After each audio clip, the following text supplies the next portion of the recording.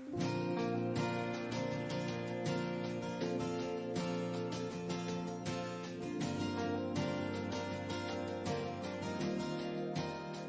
que tenho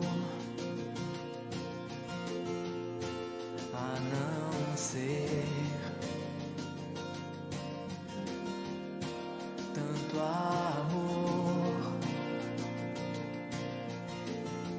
em teu olhar? Este mundo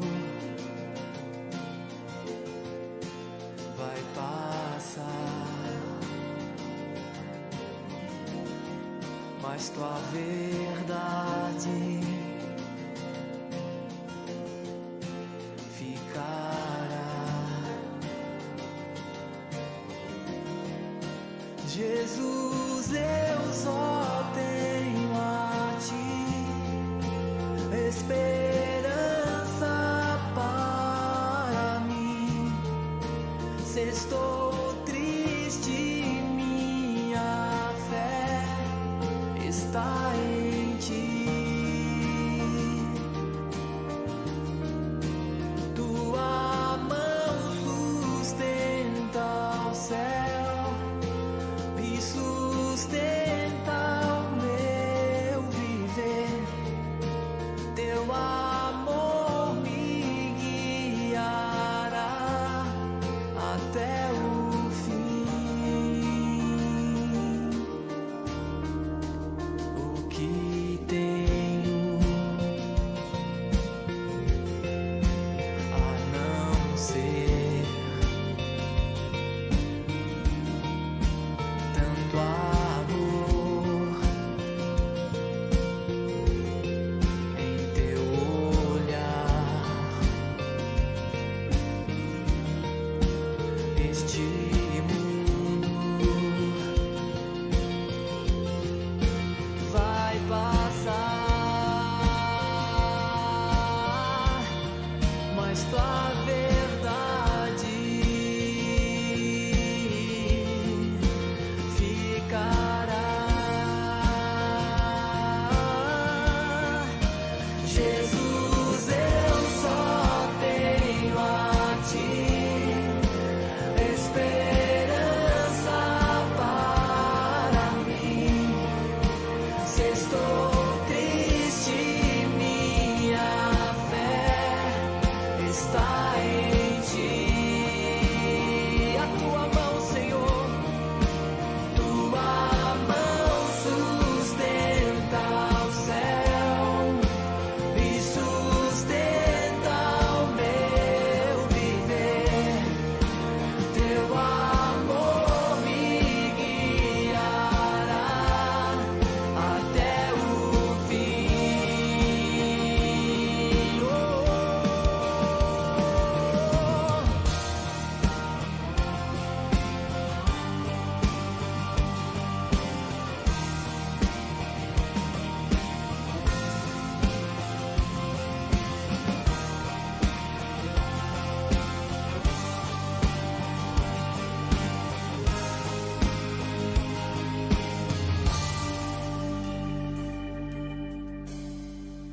Jesus, eu só tenho a ti esperança para mim. Se estou triste, minha fé está em ti. Tua mão sustenta o céu e sustenta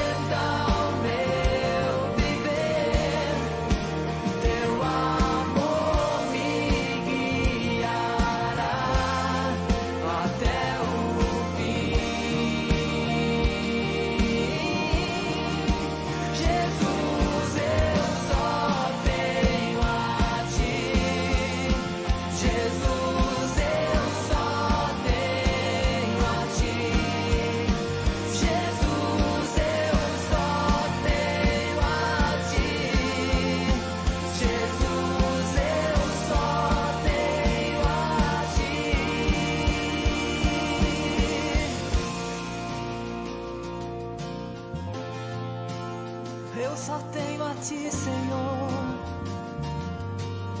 Jesus.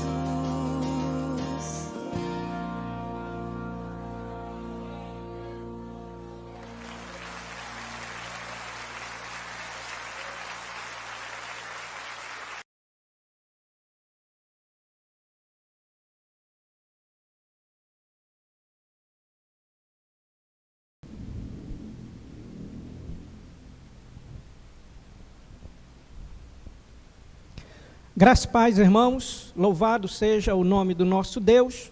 Sejam todos bem-vindos nesta noite, na primeira Igreja Batista em Novo Repartimento, para louvarmos e bendizermos o Senhor e meditarmos na sua palavra. Queremos mandar um abraço para todos os irmãos, família da Igreja Batista em Repartimento, que o Senhor esteja abençoando grandemente a sua vida. Vamos continuar orando, intercedendo, confiando no Senhor, e entendemos que tudo isso está sob o controle de Deus e tudo isso vai passar. Convido você a abrir a sua Bíblia em Atos dos Apóstolos, capítulo 15, do verso 1 ao verso 35.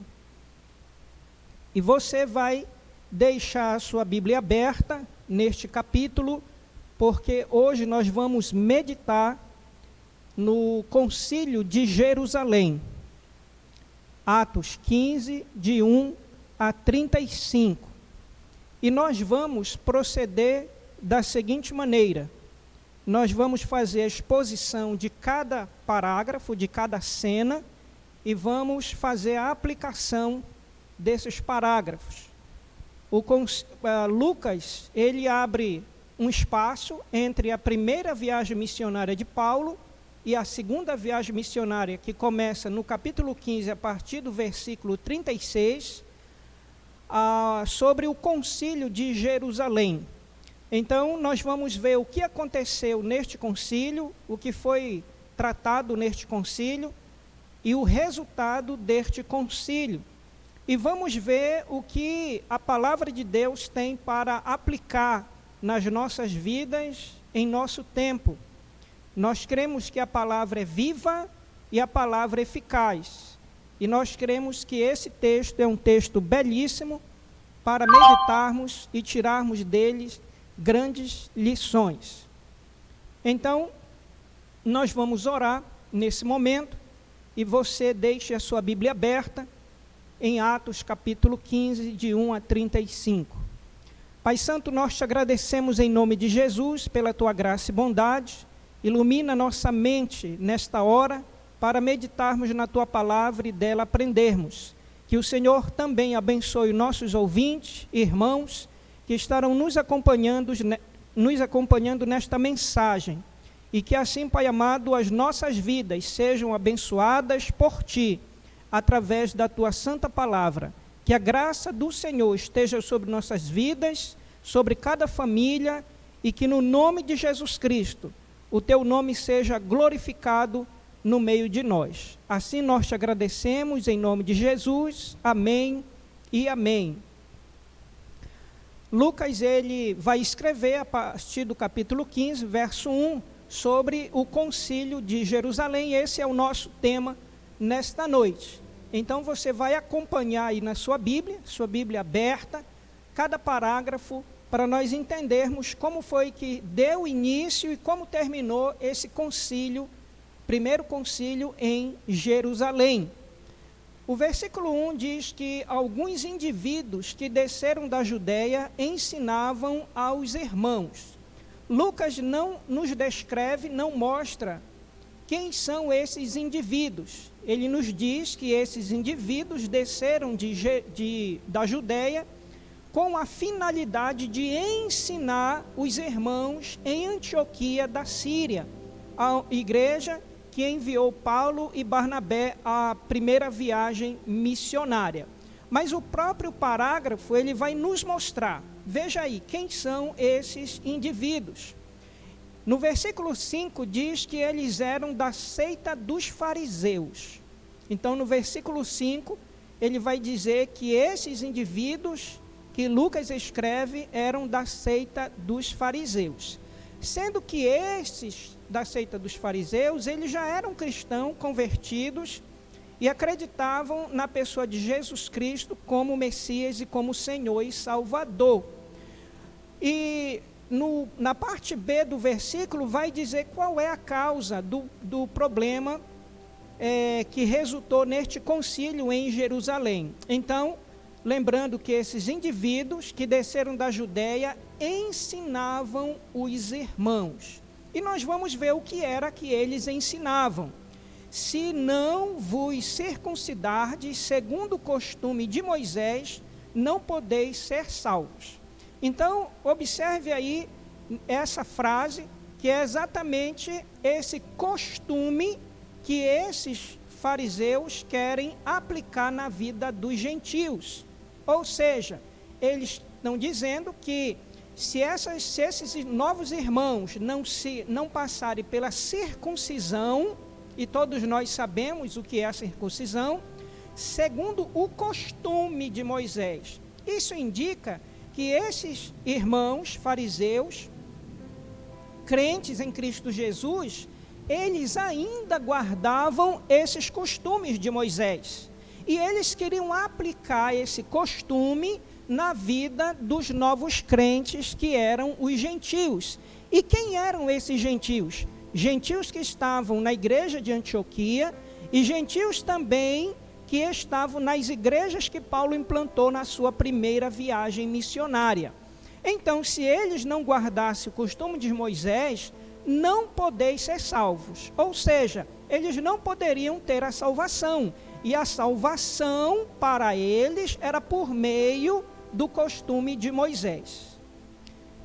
Tendo ouvido da parte de Paulo e Barnabé, contenda e não pequena discussão com eles. Então, no momento em que Paulo e Barnabé ouviram esse tipo de ensinamento dado por esses irmãos, eles começaram uma grande discussão na igreja de Antioquia e resolveram que eles dois e alguns outros, dentre eles, subissem a Jerusalém. Há um detalhe muito interessante, porque os originais, e nós sabemos que a Bíblia ela é a cópia de cópias. Mas no original, quem enviou Paulo e Barnabé a Jerusalém foi a própria igreja de Antioquia. Então, a igreja de Antioquia, os seus presbíteros, profetas, a liderança da igreja, quando viu essa discussão desses irmãos fariseus e de Paulo e Silas, com relação ao ensinamento e essa aplicação sobre a vida dos gentios, eles disseram: não, nós precisamos dar uma solução para isso. Então a igreja se reúne e envia a Jerusalém os apóstolos Paulo e Barnabé para resolver essa questão. Então resolveram que esses dois e alguns outros, dentre eles, subissem a Jerusalém aos apóstolos e presbíteros, com respeito a esta questão. Qual é a questão? A circuncisão através do costume de Moisés, porque senão os gentios não seriam salvos. A realidade desse texto nos mostra que esses irmãos fariseus não estavam preocupados com o avanço do Evangelho, com a missão do livro de Atos, que é recebereis poder ao descer sobre vós o Espírito Santo, e ser-me-eis minhas testemunhas tanto em Jerusalém, como na Judéia e Samaria, até os confins da terra. Eles não estavam preocupados com o avanço missionário, eles estavam preocupados em aplicar um jugo pesado na vida dos novos crentes gentios. Então a igreja reúne Paulo e Barnabé e alguns irmãos, que Lucas não diz quem é, e manda aos apóstolos e presbíteros de Jerusalém para tratar deste assunto. Enviados, pois, e até certo ponto acompanhados pela igreja, ou seja, esses alguns outros irmãos que foram, é a igreja também, uma comitiva da igreja que vai presente nessa caravana. atravessaram as províncias da Fenícia e Samaria, ou seja, do percurso de Antioquia da Síria até Jerusalém, eles passaram pela Fenícia e Samaria. E tendo eles chegado e narrando a conversão dos gentios, causaram grande alegria a todos os irmãos. Ou seja, Paulo e Barnabé, nesta viagem para Jerusalém, eles passam nessas duas cidades e eles vão dar testemunho da primeira viagem missionária sobre o que Deus está fazendo na vida dos gentios na Ásia Menor. E esse testemunho causou grande alegria no coração desses irmãos, inclusive no coração dos samaritanos, aonde Pedro pregou o evangelho. E o verso 4 nos mostra a chegada dessa caravana de Antioquia a Jerusalém. Tendo eles chegado a Jerusalém, foram bem recebidos pela igreja, pelos apóstolos e pelos presbíteros, e relataram tudo o que Deus fizera com eles. Então, aqui está a primeira reunião deste concílio. Neste concílio teve 3 encontros, 3 reuniões, e essa aqui é a primeira. Então, eles chegaram, foram bem recebidos, e logo relataram tudo o que estava acontecendo, o que aconteceu na primeira viagem missionária, e também o que aconteceu na cidade de Antioquia. E o verso 5, eles vão relatar quem eram esses indivíduos que Lucas retrata aqui.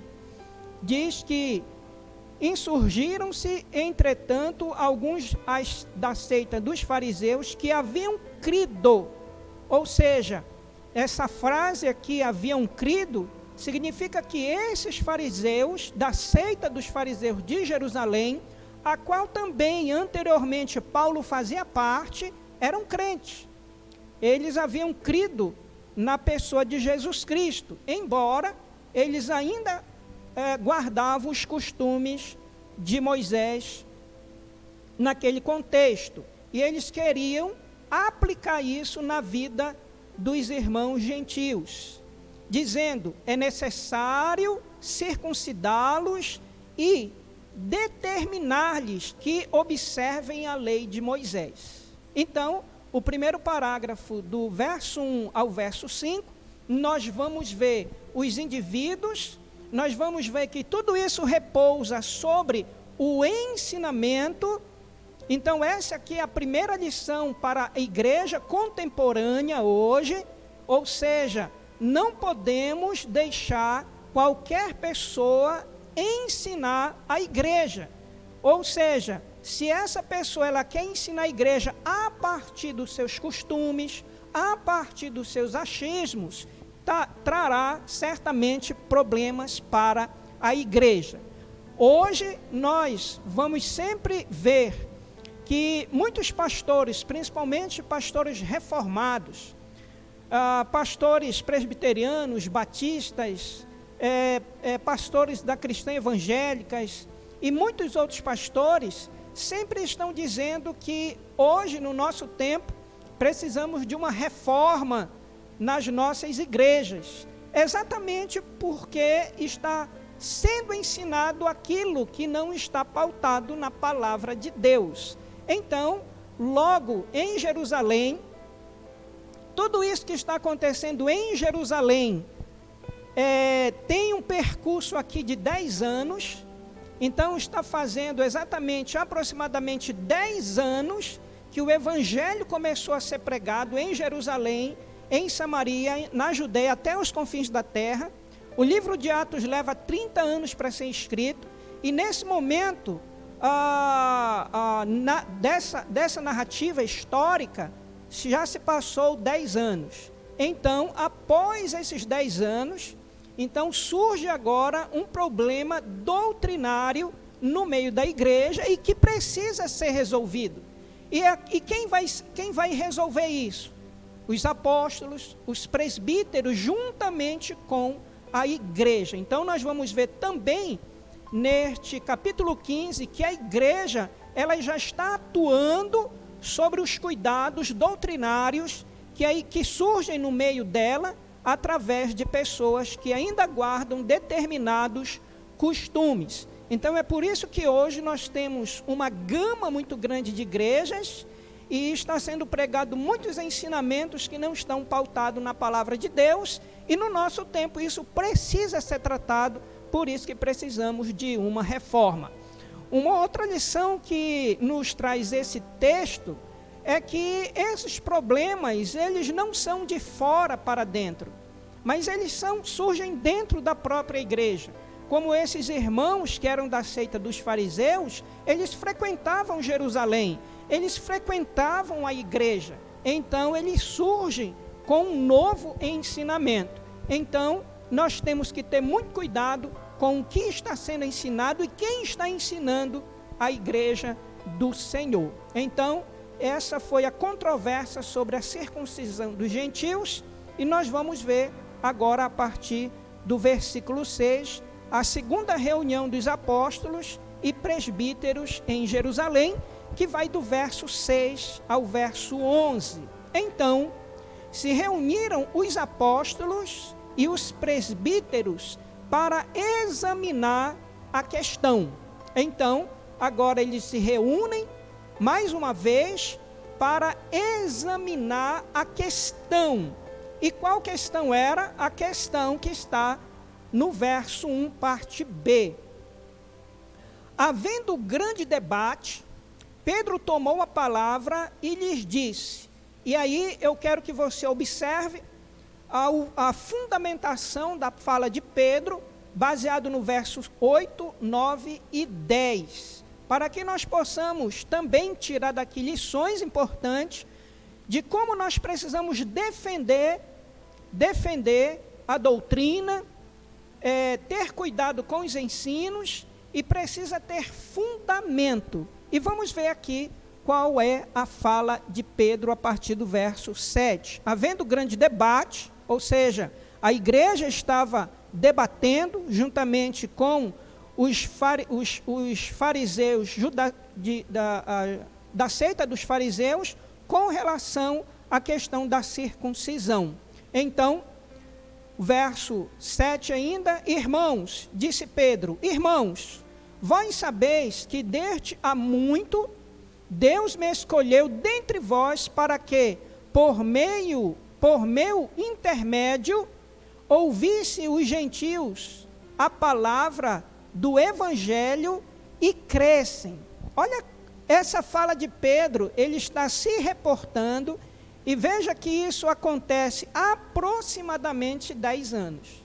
Então, Pedro, ele falou aos gentios, no capítulo 10, do verso em diante, quando Deus mostra para Pedro aquela visão do lençol descendo, com vários tipos de alimento, e Deus diz para Pedro, come, mata e come. E Pedro se recusou a comer.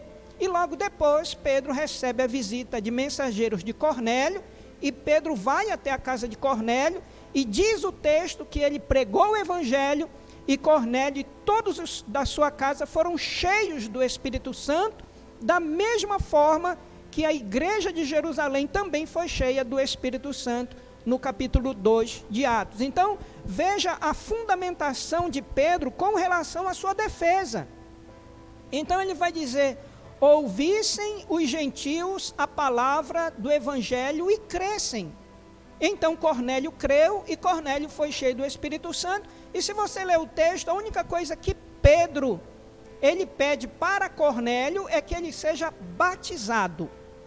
Então o batismo ali, ele representa no Novo Testamento, na Nova Aliança, a circuncisão. Então o batismo, ele substitui a circuncisão da lei de Moisés. Então, Pedro fez isso com Cornélio. Ora, Deus que conhece os corações, lhes deu testemunho concernente o Espírito Santo a eles. A eles quem?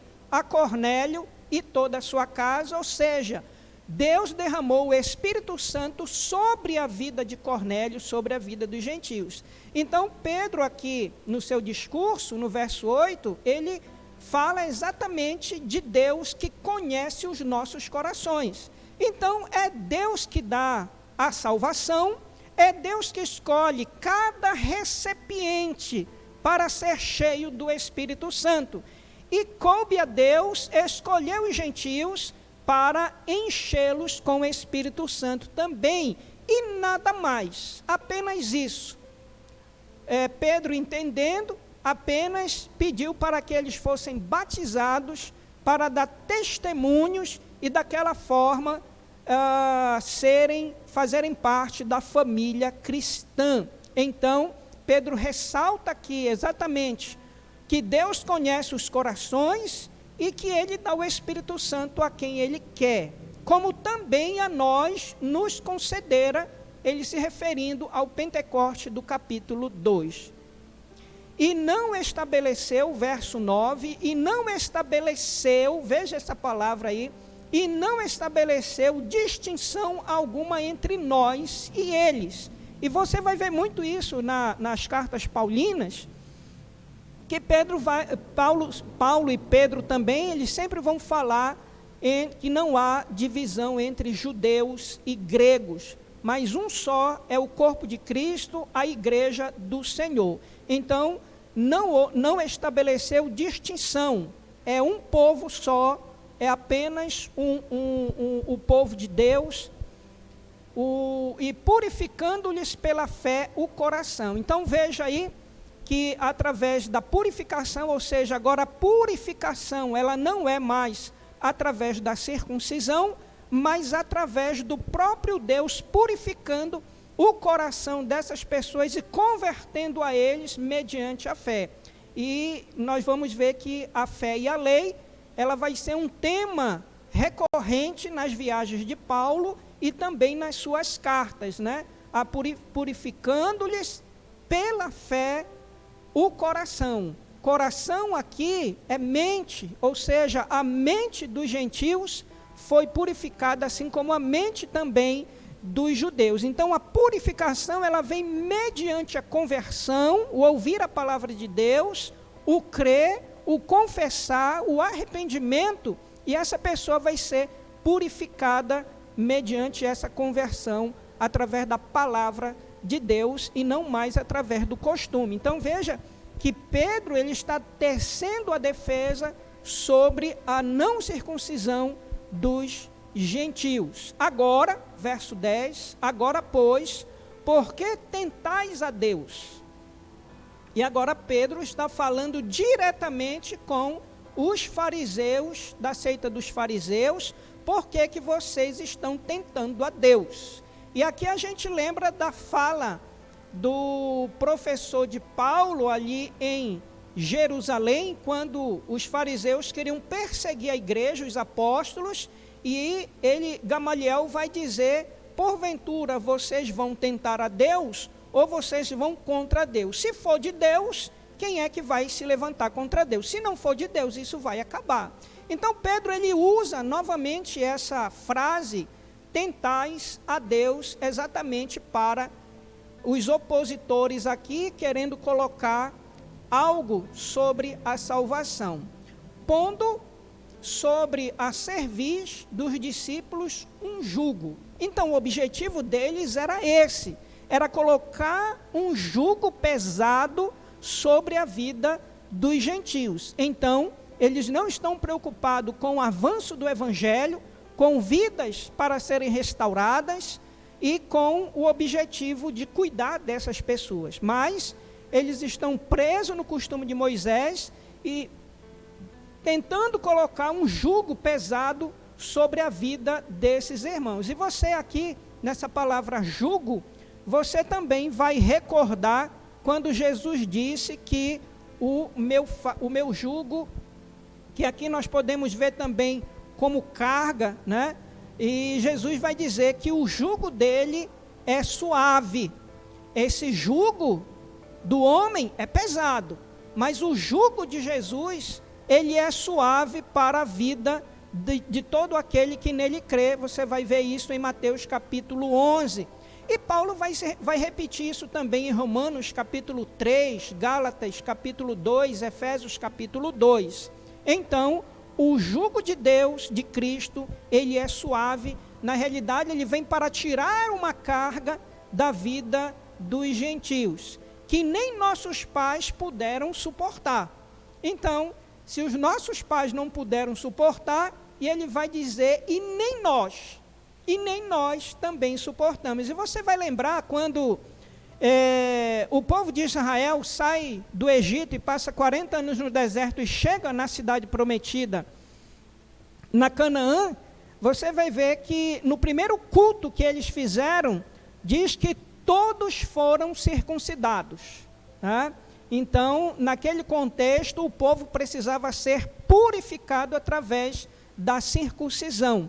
E aqui a purificação é através da palavra de Deus. Mas cremos, disse Pedro ainda, encerrando aqui a fala dele no verso 11, mas cremos que somos salvos pela graça do Senhor Jesus, como também aqueles o foram.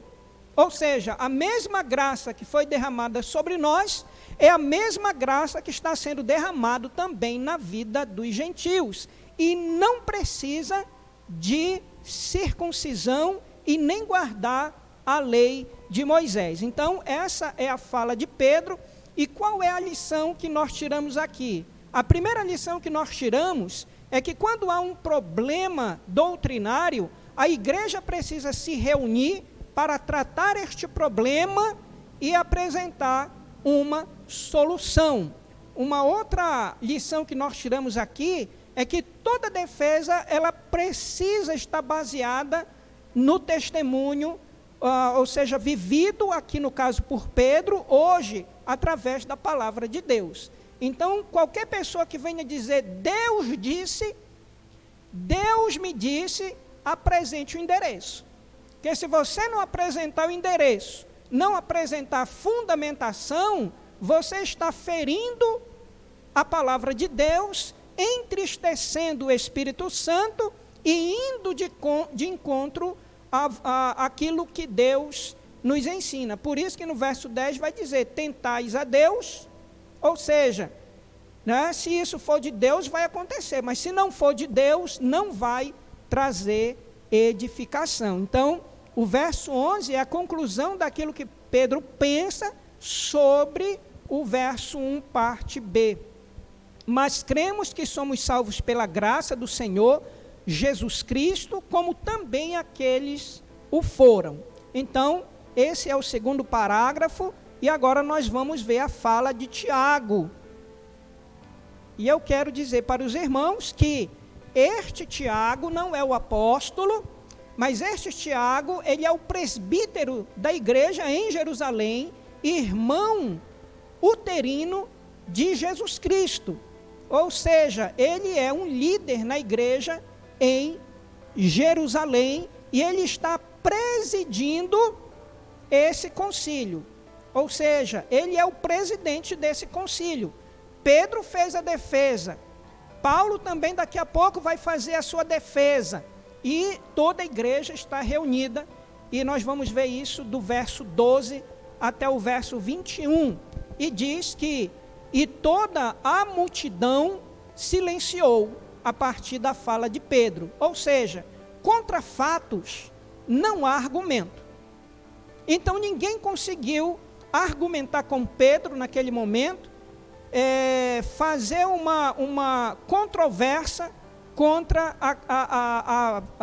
a fala de Pedro, porque há 10 anos atrás, há mais ou menos 9, 10 anos atrás, Pedro viveu isso na prática, quando ele foi enviado pelo próprio Deus. Então, houve um silêncio, passando a ouvir a Barnabé e a Paulo. Então, nesse momento, é a fala de Barnabé e de Paulo, nesta reunião, que contavam quantos sinais e prodígios Deus fizera por meio deles entre os gentios. Ou seja, o verso 12, Paulo e Barnabé vão dar testemunho dos 2 anos que eles passaram no campo missionário, falando para a igreja sobre os sinais. Quais eram os sinais? Os sinais eram que a porta foi aberta do evangelho para os gentios. Então, aquilo que Deus falou para Paulo se cumpriu na primeira viagem missionária.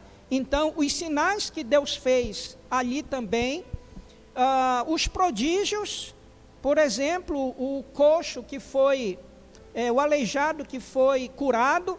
Nós vamos ver o apedrejamento de Pedro em Listra, que Deus praticamente o ressuscitou ali, e que multidão de gentios creram na palavra de Deus. E nessa fala de Paulo, nós vamos ver também que aqui não vai dar tempo de falar, não vai dar tempo de Lucas escrever isso, mas ele vai se reportar certamente aos gregos e romanos que queriam frequentar a sinagoga dos judeus, porém, eles precisavam passar pela circuncisão. Então, muitos que não aderiram, não ouviram o evangelho pregado pelos fariseus, porque também não queriam, não suportavam passar por aquele costume judaico.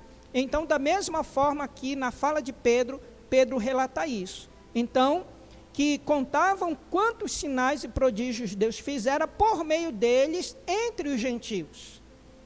Depois, verso 13, depois que eles terminaram, falou Tiago. Então, agora o presidente do concílio vai falar. Então, vamos ver o que é que o presidente vai argumentar sobre o tema, sobre o assunto que está sendo discutido. Então, Pedro já falou, Barnabé e Paulo também já falaram, e agora o presidente do concílio vai falar, dizendo: irmãos, atentai nas minhas palavras. Expôs Simão, que é o Pedro, como Deus, primeiramente, visitou os gentios, ou seja, através de Pedro, a família de Cornélio. Com que finalidade? A fim de constituir dentre eles, os gentios, um povo para o seu nome. Então, veja que Tiago, ele já está começando a fundamentar a fala dele como presidente sobre aquilo que Pedro falou e sobre aquilo que também Paulo e Barnabé testemunharam.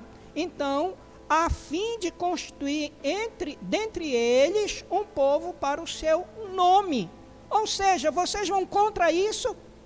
Se é Deus que está levantando, se é Ele que encheu esses vasilhames com o seu espírito, conferem com isto as palavras dos profetas, como está escrito: cumpridas estas coisas, voltarei e reedificarei o tabernáculo caído de Davi, e levantando de suas ruínas, restaurá-lo-ei, para que os demais homens busquem o Senhor. Ou seja, ele está falando agora da vinda do Senhor, da obra do Senhor Jesus Cristo, a qual ele veio para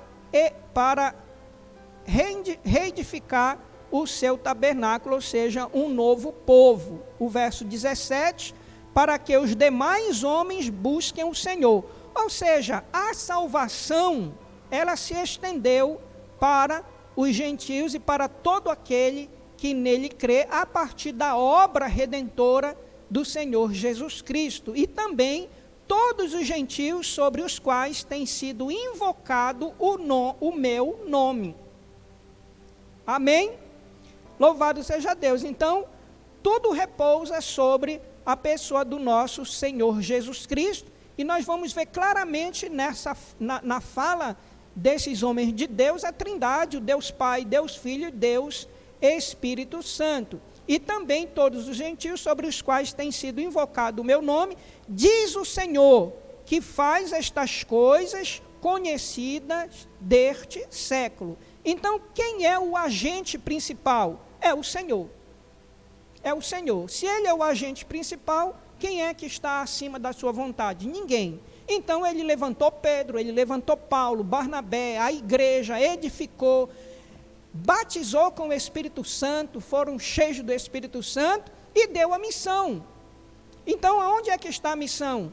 Está em Mateus capítulo 28, 19 e 20. Indo, fazendo discípulos de todas as nações, batizando em nome do Pai, do Filho e do Espírito Santo e ensinando a guardar todas as coisas. Então, na ordem não há uma circuncisão, mas uma ordem para que sejam batizados. Louvado seja Deus por isso. Verso 19, pelo que julgo eu, ou seja, Tiago, julgo eu, não devemos perturbar aqueles gentios que dentre os gentios se converteram a Deus. Ou seja, o presidente é muito prudente aqui na sua fala, né? Ele diz, olha, julgo eu. Ou seja, julgo eu diante do testemunho de Pedro, julgo eu diante do testemunho de Paulo e Barnabé, que não podemos perturbar, né, a consciência que já foram libertos dos gentios.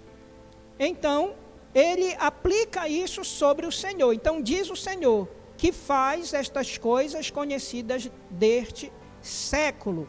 Pelo que, julgo eu, não devemos perturbar aqueles que dentre os gentios se converteram a Deus, mas, entretanto, todavia, ou seja, Tiago, ele não concorda com a circuncisão dos irmãos gentios, não concorda, mas ele vai fazer uma aplicação. Então ele diz, olha, mas escrever-lhes que se abstenham da... E aí ele coloca 4 coisas importantes.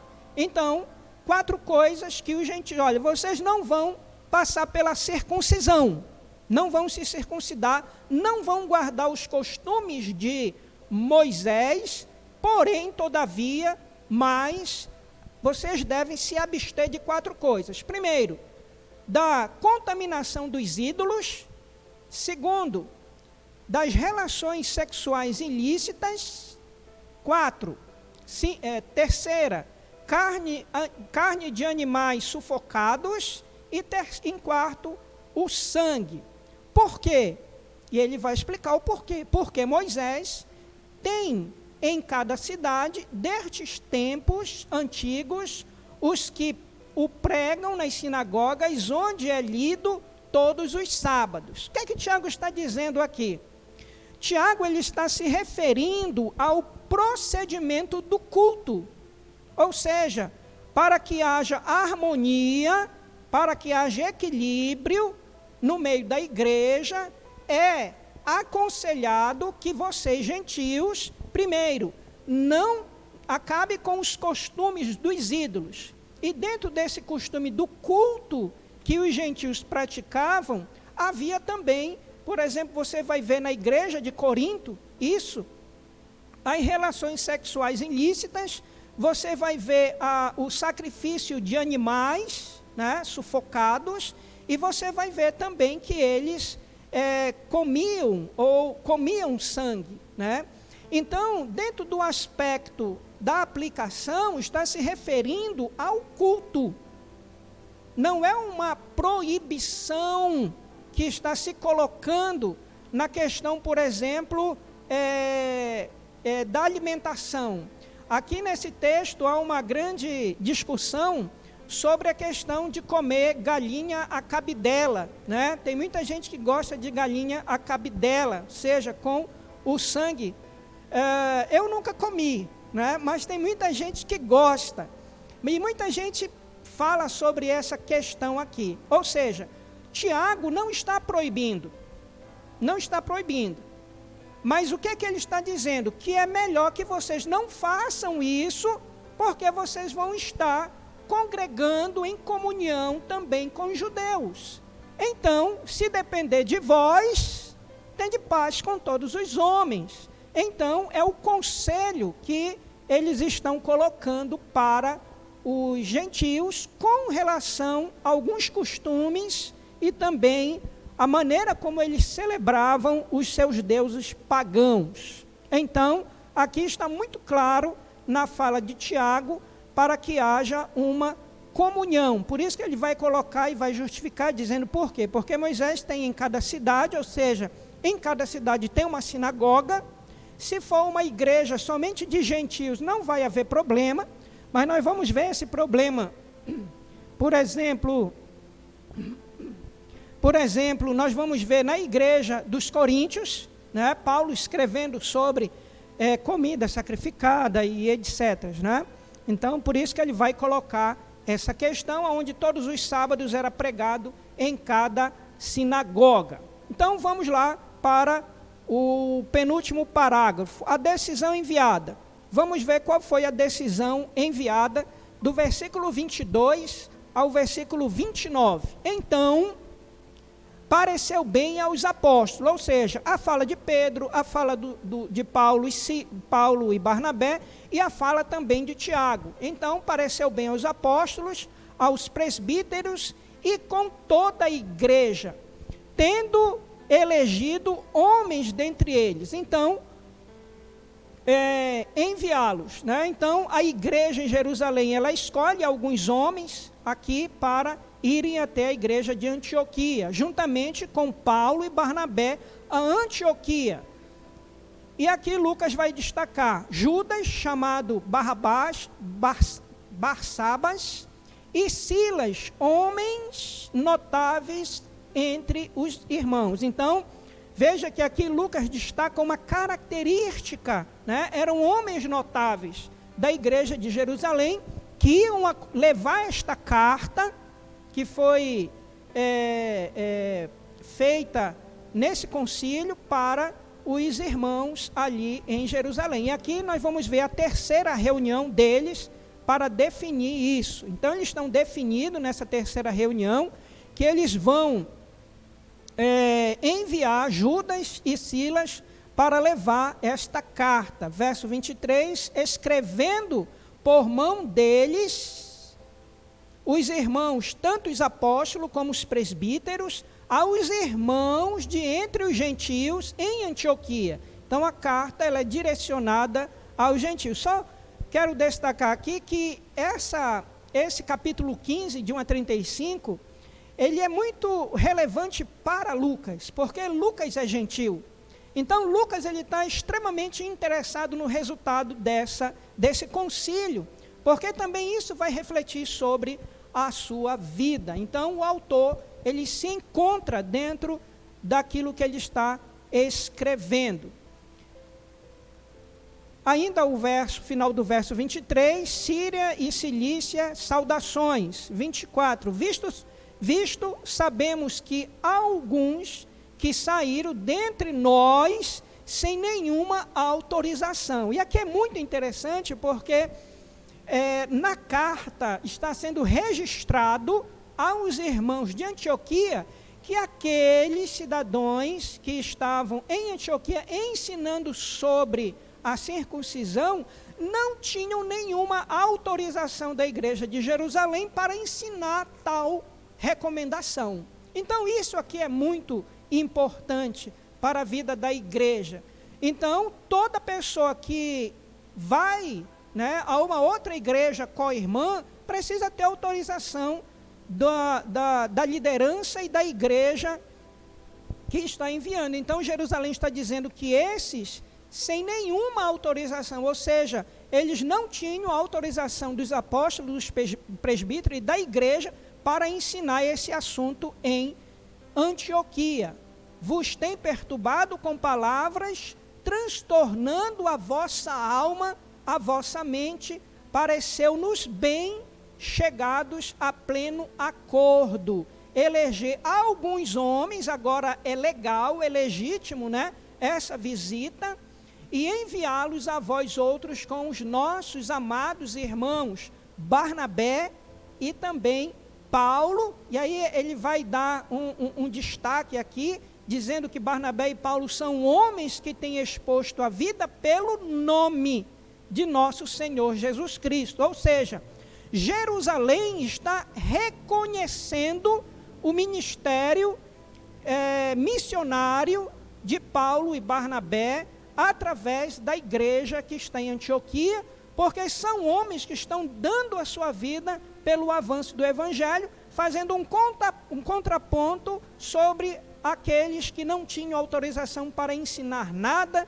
não tinham interesse no avanço do Evangelho. Então, aqui tem uma lição muito importante, que nós temos que ver e perceber se os nossos líderes querem travar o avanço do Evangelho ou querem colocar a sua vida à disposição do reino para o avanço dele, porque essa é a ordem, e essa ordem é válida até o momento agora e até quando Cristo vir buscar a sua igreja. Verso 27, enviamos, portanto, Judas e Silas, os quais pessoalmente vos dirão também estas coisas, pois pareceu bem, e aqui Jerusalém vai usar a mesma metodologia da igreja em Antioquia quando enviou Barnabé e Paulo, quando o Espírito Santo falou aos seus corações, e na carta está dizendo, pois pareceu bem ao Espírito Santo e a nós. Isso aqui é muito importante.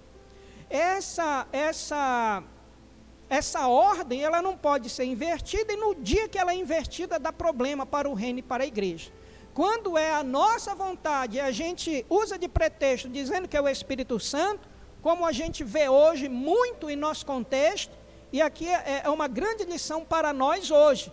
Então, Tiago, presbítero da igreja, líder daquele concílio, juntamente com Paulo, Barnabé e o apóstolo Pedro, eles estão dizendo e concordando, pois pareceu bem ao Espírito Santo. Então, eles compreenderam a partir dos testemunhos ali, que tudo isso é através do bem do Espírito Santo, e a nós não vos impor maior encargo além destas coisas essenciais. Quais são as coisas essenciais? E aí ele vai repetir no verso 29, que vos abstenhais. Então veja que não é uma imposição, não é uma proibição. Isso aqui não vai, não vão perder a salvação, como por exemplo no verso 1, parte B, quando diz que a salvação ela é através também da circuncisão. Aqui é uma recomendação, então, colocar no verso 1, uma doutrina de que a salvação também é por meio da circuncisão, é um problema sério. Isso foi resolvido. E agora eles estão fazendo uma recomendação, que vos abstenhais das coisas sacrificadas aos ídolos, que eram os cultos dos gentios, né? Bem como do sangue, da carne, de animais sufocados e das relações sexuais ilícitas. Destas coisas fareis bem se vos guardardes aí saúde. Ou seja, então vai ser melhor para vocês congregarem com judeus, vai ser melhor para a comunhão com a igreja, vai ser melhor para cada um de vocês.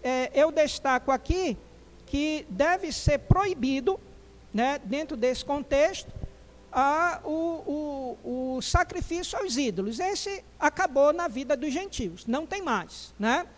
A outra coisa que tem que ser, porque também está no decálogo, né, nos 10 mandamentos, e eles vão aprender isso, a doutrina, que o casamento ele é monoteísta, né? Então eles não podem ter mais de que uma mulher, então eles não podem estar também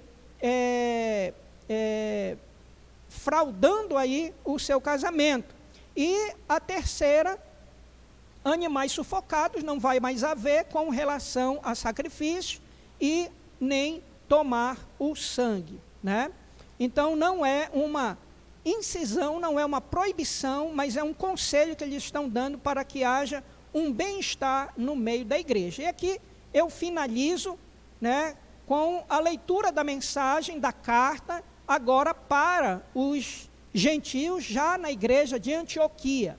Os que foram, verso 30, os que foram enviados desceram logo para Antioquia, e tendo reunido a comunidade, entregaram a epístola, ou seja, era urgente, Assim que eles chegaram em Antioquia, eles reuniram aqui, na minha tradução está comunidade, a tradução também é igreja, ou seja, reuniram a igreja para ler aquilo que foi decidido em Jerusalém. E é claro que a igreja em Antioquia estava ansiosa para ouvir qual foi o veredito sobre tal assunto.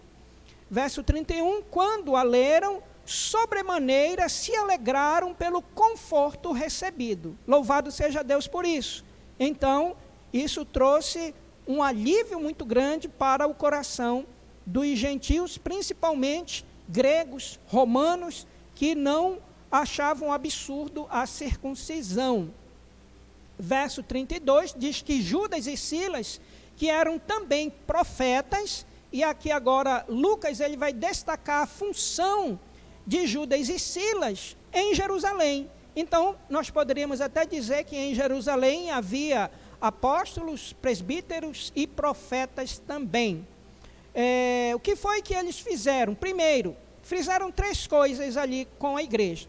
Então, este tempo que eles passaram em Antioquia é também aproximadamente 1 ano que eles ficaram ali ensinando 3 coisas. Primeiro, consolaram os irmãos, né? Consolaram os irmãos daquilo que estava sendo ensinado de maneira errônea com relação à salvação. Segundo, os irmãos com muitos conselhos, ou seja, o papel de Judas e Silas foi também aconselhar a igreja sobre o quê? Sobre os 4 pontos que a carta recomenda.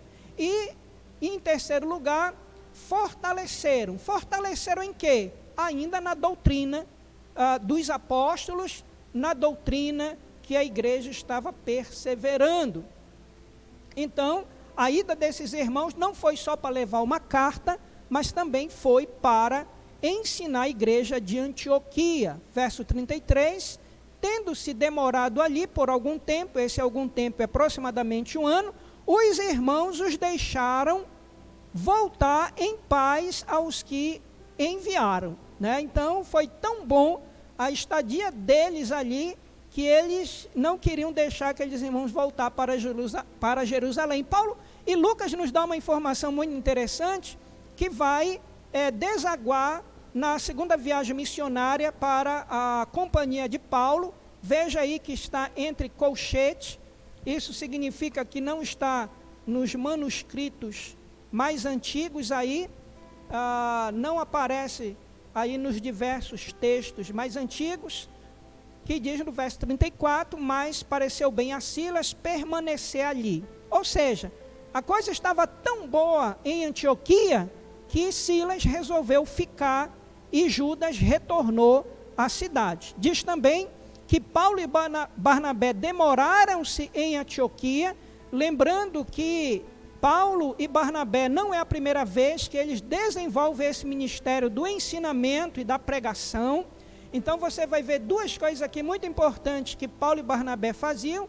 Eles ensinavam e pregavam também o evangelho ali com muitos outros a palavra do Senhor. Então nós aqui concluímos, né, esse concílio de Jerusalém belíssimo. Não dá tempo de nós aprofundarmos muita coisa aqui, mas eu quero só encerrar aqui com uma lição desta conclusão da carta lida, que aquilo que vem de Deus traz alegria profunda para a vida da igreja e edificação, conselho e fortalecimento. Também pessoas que estão comprometidas com o reino de Deus permanecem na obra, como Silas, e aqueles que têm o coração no ministério, eles vão continuar ensinando e pregando a palavra de Deus pura e simples, para que muitas pessoas venham receber Cristo como Senhor e Salvador. Que essas lições, esse texto, fiquem em nossos corações e que nós possamos assim receber as bênçãos de Deus através da sua palavra. Que Deus lhe abençoe e que você tenha uma semana abençoada em nome de Jesus. Amém e amém.